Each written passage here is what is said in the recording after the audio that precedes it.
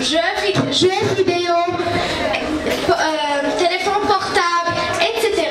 Une question se pose alors, comment gérer au mieux l'utilisation de ces outils numériques chez les enfants? En théorie, il est recommandé aux parents de ne pas autoriser les écrans avant 3 ans, les consoles avant 6 ans, Internet avant 9 ans et Internet seul avant 12 ans, avec toutefois un système de protection parentale. En théorie, oui, mais en pratique, non. Bon nombre d'enfants n'ayant pas encore 2 ans savent utiliser une plateforme numérique.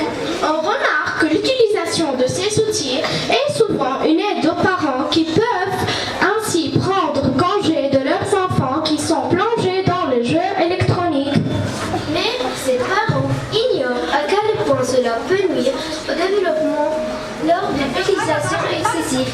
La psychologue Lamia Lamriani analyse ce phénomène de surexposition et ses conséquences. 1. La vue peut être affectée.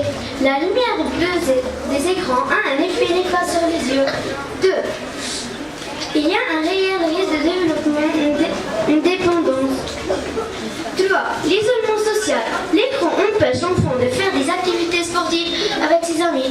Ainsi, ça peut entraîner un retard de langage, une réduction de la capacité d'attention et un surpoids. 4. Troubles de sommeil et cauchemars. De plus, on constate que l'exposition sur l'image violente habitue l'enfant à reproduire ses actes violents dans son quotidien.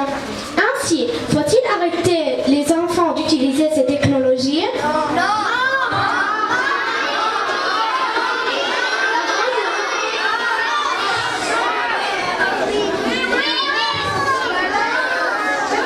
Avant de répondre par oui ou non, voyons ensemble les bienfaits de ces nouvelles technologies. L'ordinateur, l'iPad, par exemple, permet de lire des histoires et des livres. On peut s'en servir comme dictionnaire en ligne. En plus, pour ses recherches, on a besoin de Google.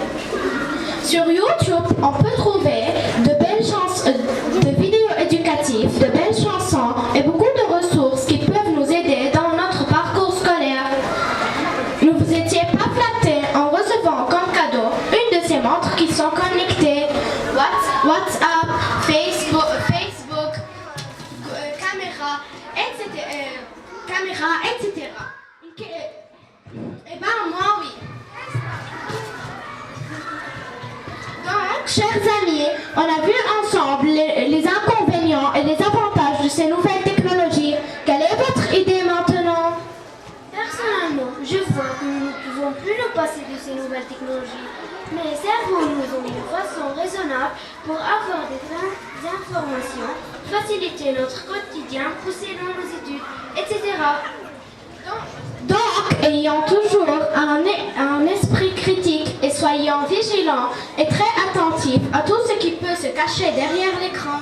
Merci bien de votre attention.